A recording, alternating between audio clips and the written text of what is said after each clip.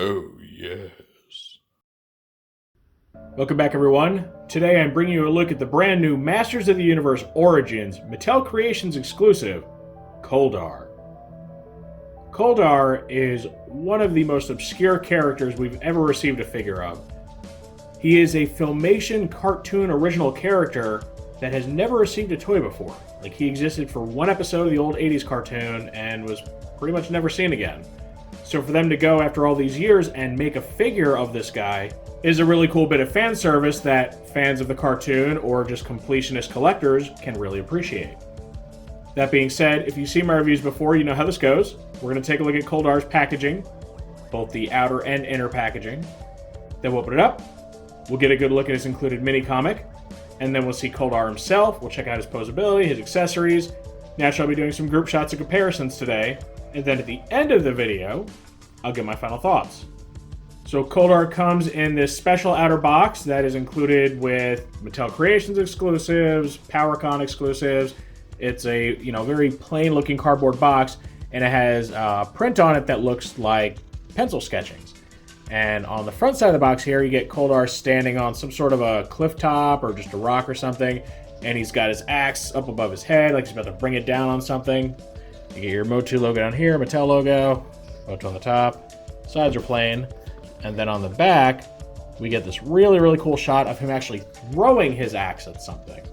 So, two very action-oriented poses here, and it's just really nice to look at. And typically, the illustrations we see here on the outside reflect the artwork on the inner packaging. So we'll see if that holds true again. I have no reason to believe it won't.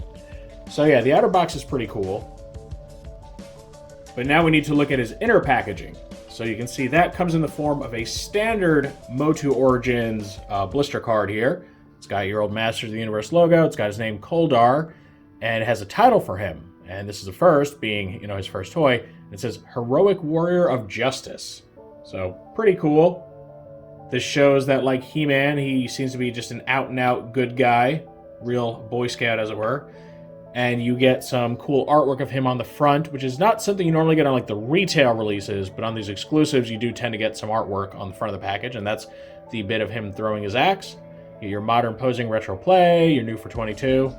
Interestingly, it doesn't have the 40th anniversary logo on it. Maybe this guy was conceived before that was a thing. And then here we see the figure itself, and he appears to be just more or less a He-Man recolor. I do notice that he has different boots, so that's pretty cool. But like the arms, legs, the loincloth area, the bracers, all that seems to be just your standard He-Man stuff. He's got a new, very cool looking chest piece that unfortunately isn't all nice and shiny gold like the belt and bracers are. I wish it was, because that would have made it look way cooler. He has a helmet, which may or may not actually be part of his head. We'll have to get this open to see. It looks like the eye areas on the face are just painted black, so I don't think the helmet comes off, which is a shame, but oh well. So, he's got a nice, cool, grizzly-looking beard here, big old horns.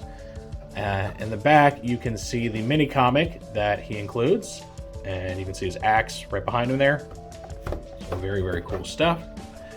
And then on the very back of the packaging, you get this nice solid piece of artwork. So he's a lot like Wun-Dar, who was the previously released Mattel Creations exclusive. Because these guys aren't part of a retail wave, there's no need to take up any of the back of the packaging with cross-sells or anything. So you just get some nice uninterrupted artwork. It looks awesome. And I think, like Wun-Dar, I may actually end up framing this, because why not? As long as you're careful about taking this off, you shouldn't put any kind of creases or anything in it. It's a really cool bit of artwork. It's a nice, almost like a lithograph. So you can see him, holding the axe above his head like he was in the other artwork. But now you get to see all of these evil creatures at the bottom. And there's quite a variety. You got this like frog guy, this lizard guy, a snake guy, which may be one of the actual snake men.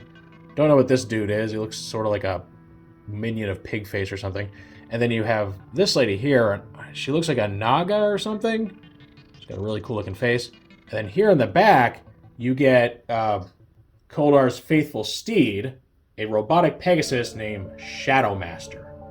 First of all, can we just admire how cool that name is? And how much it ironically sounds like a villain character's name, but in fact he's just a faithful, heroic Pegasus. Yeah, so Shadow Master is the official mount for Kol-Darr.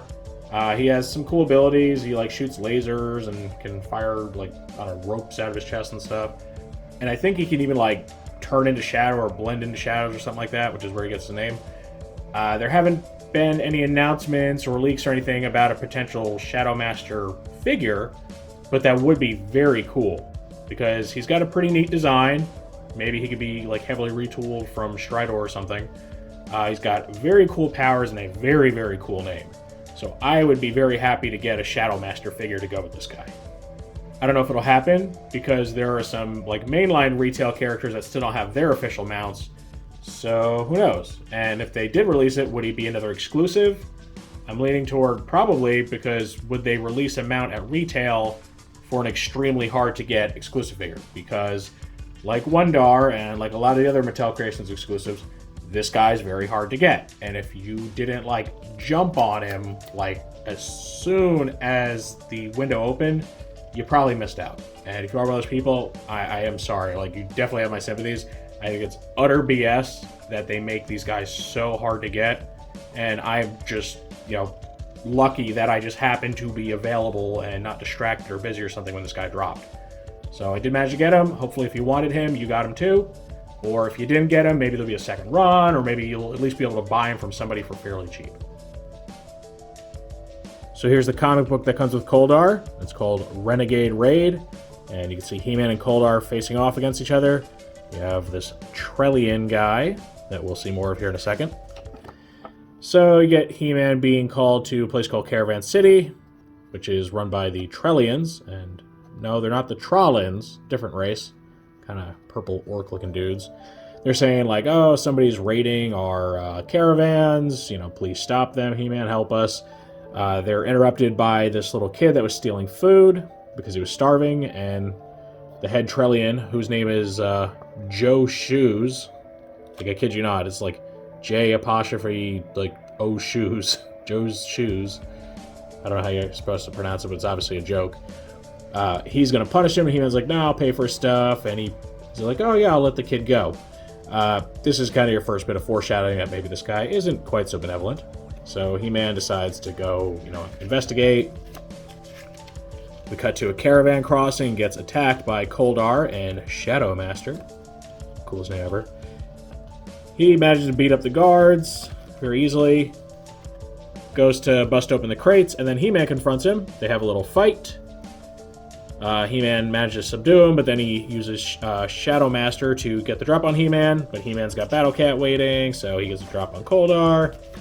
And then Kol-Darr tells him, shockingly, we didn't see this coming, that, oh, maybe Joe's Shoes isn't the nicest guy ever. They crack open the crate, and look, it's the boy from earlier. And you find out that the Trellians are actually running a slave trade. They're not just merchants. So they decide to team up against them.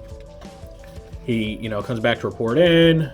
Joe's Shoes asks him, if he concluded his business. He's like, yeah. Calls him out for being a slaver. Attempts to place him under arrest. And he refuses to acknowledge his authority from King Randor. So he and Kol-Darr beat him up, call on the citizens of Caravan City to, rise up against him, and they do. And then they say their goodbyes as Kol-Darr takes leadership of Caravan City. So very different storyline from what we saw in the cartoon. The cartoon, they were just friends right off the bat, and, Kol-Darr was, like, not a gray character at all, like, unequivocal good guy. Now, maybe this is a prequel to that. I mean, they had to meet somewhere, right? So at some point they had to become friends. Maybe canonically this is the way they did. Who knows? So very cool. The back is pretty plain. It just says Master of the Universe and no cross cells or anything. And it's one of the more interesting comics. It's pretty well done. Now we can see the figure out of his package. And one thing that's interesting, and something I didn't see inside of the package, is he also comes with a sword in addition to his axe. So that's very, very cool. So he is able to dual wield, which is why he does come with 2 weapon-holding hands instead of the normal, like, 1 weapon holding, 1 open hand. We can see he's an all-new head sculpt. It is 1 piece. Well, I'm sure it's 2, but, the helmet's glued on. So his eyes are just little black slits. They're supposed to be, like, shaded over. Very cool brown horns coming up out of this thing. Very Viking-like, or fantastical Viking-like. Fun fact, if you didn't know, there's actually no evidence of Vikings having horn helmets. So it's a purely made-up thing. Kind of cool, right? His chest armor is actually made of very, very soft plastic. You can see it's very malleable. So that was surprising. I thought it'd be a harder plastic. That's covering up just your standard He-Man chest there. Regular He-Man arms, all that stuff. The boots, I'll show you where the boots come from, because at first I thought they were original, but I actually found out where these come from. Alright, his chest harness actually has a little hoop in the back that you can use to store his weapons. So you can actually fit the axe in here because of how malleable this is, but you do have to stretch that hoop out a little bit. I would just do it very, very carefully. Do it right in the middle so you're not putting too much stress on either edge right here. And you can get it in there. So, you know, you can have him have his axe across his back. Easier to pull out than it is to put in. Or, more easily, you can just slide the sword in here, like that. So very cool. Or you can have him just wield them. You can have him hold one, hold the other, hold both. I'm going to have him hold both, because why not? He does look like a berserker type character. Alright, so you get all that. Very, very cool. The head is on your usual double ball joint. It's got the universal shoulders, the standard elbows, wrists, all that. Regular waist articulation. The hips and everything are good. The knees. The boot swivel's good. Now, on this copy, the ankle rotation on this side, on his left foot, is a bit loose. You can see it doesn't take much compared to this one. And even this one's a little bit loose. Now, it's not loose enough to be an issue. It will, like, stay in place as long as you don't, hit it or anything. So it shouldn't cause really any stability issues, but it is a little bit looser than I'm used to. So that's unfortunate. Aside from that, everything else feels very solid, and he looks very cool. I really, really love the gold paint on the belt and bracers. Like, that's awesome looking. It's a really nice, shiny, metallic shade of gold. I do wish they could have actually done that everywhere. I imagine that would be kind of expensive to just slather everything in gold paint, but it still looks good enough.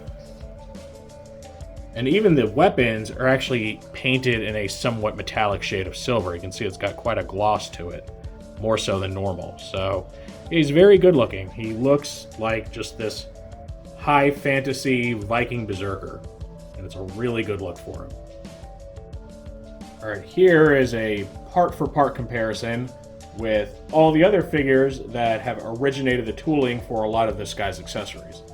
So when we look at his weapons, you can see that his sword is actually the sword that originally came with Triclops here, and then it was eventually reused for Fisto, and the Lords of Power Triclops recolor and retooling. Then the double-bladed axe is actually the secondary axe that came with the deluxe figure Ram Man. So, this is our original axe, and this is the new one that just came as an extra accessory to help flesh out the price point. And then lastly, the boots. I almost went through this review saying that they were original, and then my eyes just happened to focus on old Kol-Darr here. And you can see the boots are actually the same. Just they're two different colors now instead of the one. So, that does kind of take away from the accuracy because they don't look exactly like how his boots looked in the show. But if they were going to reuse boots, these are easily the closest to the OG design. And I mean, they look close enough to where, at a quick glance, I wouldn't notice that they're maybe not 100% accurate. And they work for them. They can, look like more armored greaves than your standard leather boots, especially because the top part is the same color as his chest armor and his helmet. So, quite a bit goes into making him who he is. Obviously, the rest of his body is just the He-Man body. I don't think I have to pull that out to show you. Plus, we're going to have He-Man out in a second anyway. So, if you're wondering where all his new parts come from, or at least some of his new parts, it's from these guys. You got your Triclops, your Ram Man, and even Kol-Darr from that Rise of Evil 2-pack that was a Target exclusive. And for our final group shot, here's a look at Kol-Darr with He-Man. The original figure, the one that most other figures are based off of. And like I said, from the neck to the boot line, all the same body. Except obviously this He-Man has just the one open hand, but he does have a closed hand too that some versions come with. And then just for good measure, we even have Wun-Dar here, who was the other obscure character recently released by Mattel Creations, and was equally as hard, if not even harder to get than this guy. So these three make for a very cool trio of just purely heroic warrior characters. You have He-Man, who's basically Conan the Barbarian. You have a Viking-like character in the form of Kol-Darr. And then you even have the interesting situation of a savage warrior wielding futuristic weapons and armor. So, you know, 3 very different looking fantasy warriors, but 3 warriors that are unabashedly good characters and are known for their combat prowess and strength more than, you know, any gimmicky ability like spring-loaded legs or interchangeable faces or anything. Just like your bare bones, human or, you know, human-like heroic warriors. And this completes our look at MOTU Origins Kol-Darr. This guy was, honestly, for me, a real surprise. I didn't even have Kol-Darr on my radar as far as characters that we could get. I mean, he was like such a one-and-done character. I just thought for sure it wasn't happening. He was kind of like that one princess that got turned into like a scary demon or something. Like, I would expect her just as much as I would expect him to show up. So, you know, getting a Kol-Darr figure and then having him actually turn out really well is an absolute treat because he looks good. And, you know, even though most of his body is just the He-Man body, they do so much with him between the head sculpt, the chest, the really amazing paint applications to make him feel like his own character and make him feel pretty premium. Again, that gold paint is nice. I mean, it looks a lot like real gold. So it does help sell this figure as something that is very special and, you know, very exclusive. And it's not just the gold paint either. Like I said, the nice metallic silver on the weapons looks really good. And even the mildly metallic yellow on the rest of his armor also looks quite good. I do think that they made the right call with using the Kol-Darr boots for him. It's kind of confusing. Kol-Darr, Kol-Darr. I'm going to get those confused in my head eventually. I may have already in this video. It's very possible. But, you know, using those to simulate his boots from the show is really nice. The only thing that could make this better is if they eventually release Shadow Master. I feel now we need a Shadow Master or bust. Like, you've opened up the can of worms, you've opened Pandora's box and given us this really nice Kol-Darr figure. It's gonna feel just wrong for him to not have his very awesome, very unique mount. Because Shadow Master, again, awesome name, and really cool, unique powers. I mean, the guy can, or the guy, I don't know, it's a force, I'm not sure. You know, it can just disappear into shadows and like re-emerge, but it's not an evil character. That's the crazy thing. You would think that would be like some evil, scary character, and he's not. He's his faithful steed. So I find that very interesting. It's a really cool dynamic. So I hope we get Shadow Master, but even if we don't, I am very happy with what we get here with Kol-Darr because he is just coolness, like through and through. So personally, yeah, I very much recommend this guy. If you don't already have him, I do understand you're probably rolling your eyes and like, oh yeah, sure, easy for you to say. And like, I get it. It was unforgivably hard to obtain.